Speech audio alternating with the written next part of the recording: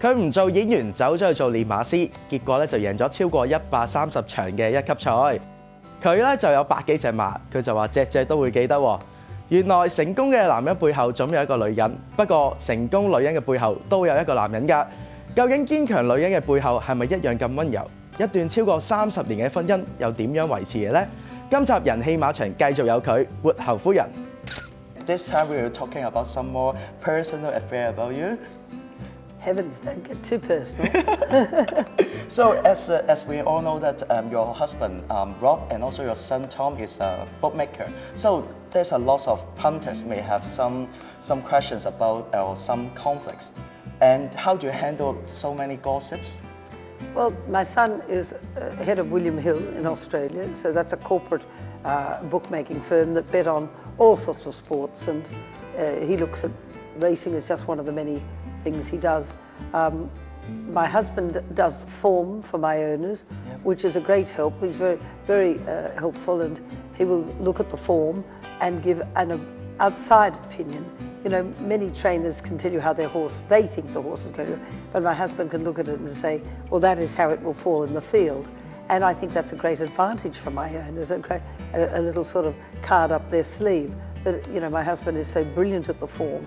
He also looks at the form for horses in training and, you know, for, of course, these overseas stayers. And he bought us just recently a lovely horse from New Zealand called DIC, and he had excellent credentials, and he said to me, I'm buying it, you have to have it for the stables. He said, you sell it, I'm buying it because this is the best horse since Desiderado. Well, of course I won the Caulfield Cup with Desiderado.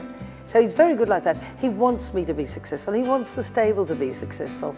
He's probably my greatest backer, my greatest support. How you guys get together?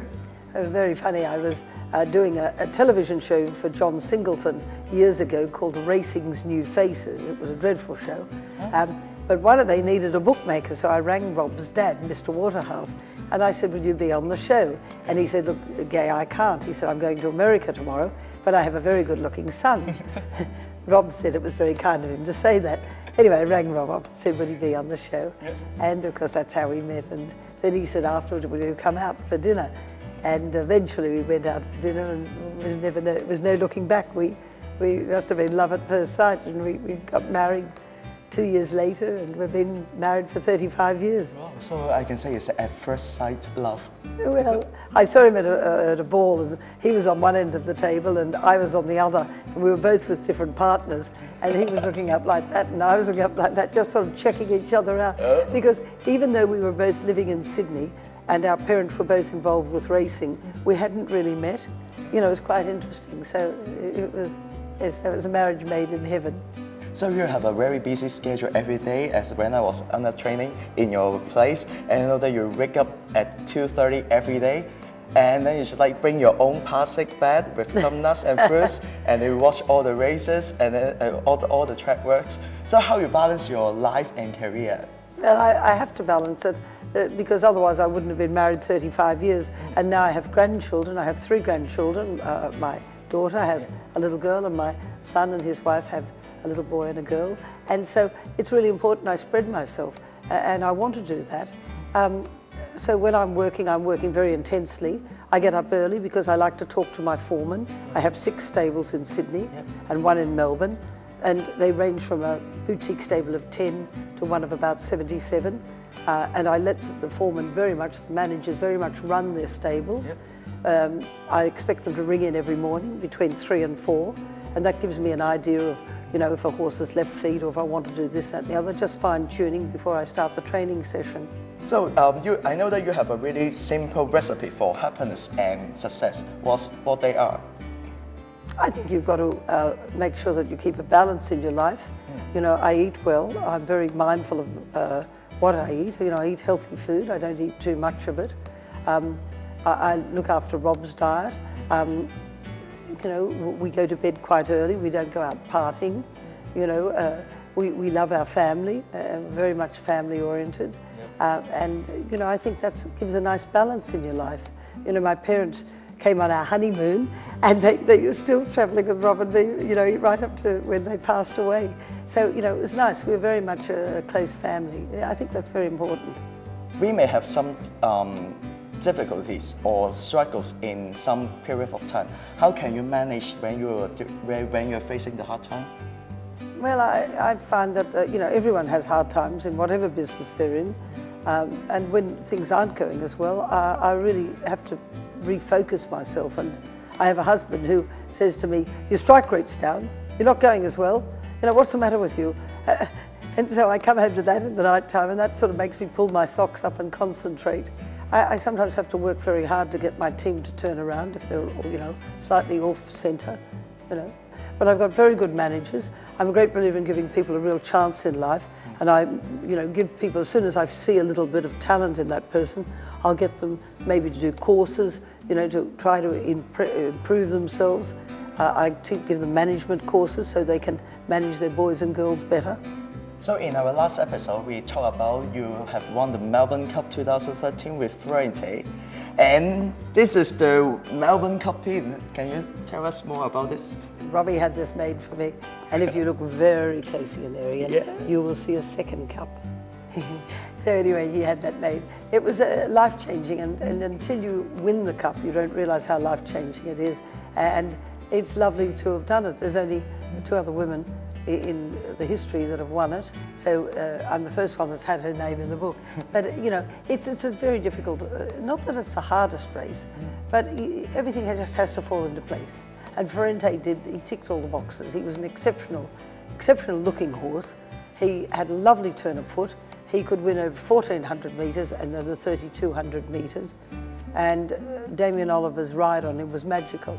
And why I wanted Oliver to ride the horse is he knew the formula. I didn't want to take any chances. I knew I had the horse to win the cup, and I just wanted it to make sure that it happened. So from the day one you get your training license until this moment, you have won around 133 good ones, still counting. And which one is the most memorable one? Well, the Melbourne Cup's the most memorable, but I must say when I trifected the Golden Slipper, that gave me enormous satisfaction. So I know that you keep updating your blog from time to time, and you share your lifestyle, you share your training, you share everything. So how you get started? Well, my husband said to me, first of all, when we had EI in Australia, when we had the equine flu, he said, "You must write a blog." Well, in those days, I didn't know what a blog was. I said, "What are you talking about? What have I got?" He said, "A diary." He said, "You have to let your owners know what's happening." He said, "They're paying good money for you to train the horses. Nothing's happening. You have to tell them what's happening in the stables." Well, I had great difficulty in the beginning trying to write the blog because I was inhibited and embarrassed. But the more I wrote it, the more I fell in love with it. And all of a sudden, I enjoyed it more than the training. And I thought, hello, But I wrote a book which I published, and it gave an insight into what was happening. It also gave an insight into how I think. And when I see the horses, I quite often will change their training depending on how they look. Because it's no good writing down a sheet, that's the way the horse has got to be trained, because the horse is a living and breathing animal. And I like to everyone loves tweets, everyone loves social media, so you have to be abreast of this, otherwise you get left behind. And the owners want it, they want to be able to say to their friends, this is what Gai said, or I think it's important, it's nice. Yes, especially when the owners find their horse's name on the Twitter or something on the Instagram, they feel good for sure. I think they do, especially if it's something nice. I know that as we mentioned, you're the actress when you're young and you love writing. Have you ever think of to write a play? Maybe when I retire. I do something like that. I like writing. I think it helps you to express. I think I'm quite creative. I love developing things like my Gay TV. That I love doing things like that. I want to entertain the public and get them to say, look, this is a very special sport. No other sport in the world is like this. So that's why I try to say to the public, you must come and take part with it with me. You might enjoy it. It's one of the few things that a woman can go to, feel safe, dress up. And where do you dress up nowadays? It's different in Hong Kong because you can, but in Australia, no one dresses up. Everyone slobs around and looks daggy and horrible. And whereas they can go to the races, they look great. And they really enjoy it. I think they enjoy that lovely sort of stepping into another world. I just know that your assistant trainer just won a big award, and then even your another team members also won an award from the Godolphin. So how you make the team special?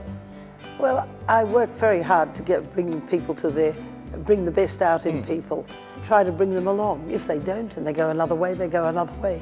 But now I'm very, very, very lucky to have around me very talented people. But you're also really, you teach everything, you give them all the chances to learn and improve themselves. Very important. I think that, I see myself not only as a teacher of horses, but hopefully a teacher of people, and that they can have a better life. That's important, I think. I'm sure you still enjoy your training life, but do you have a moment that you think that, oh, I want to have a rest or something?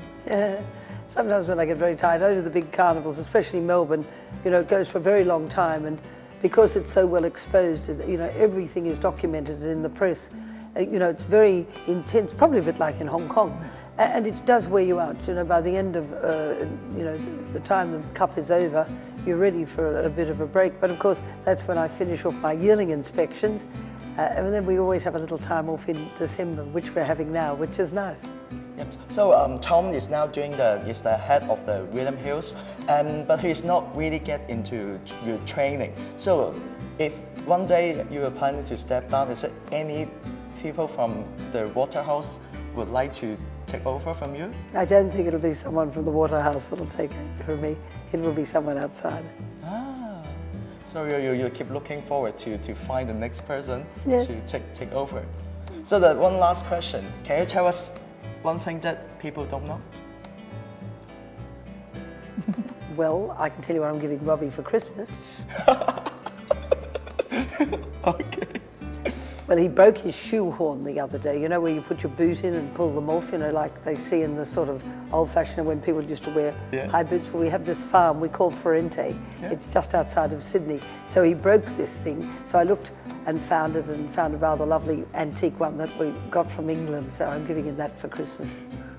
Yes, because I know that you guys always exchange presents, but it's something that no one can expect, He sent you some funny things, and then you send him some funny things too.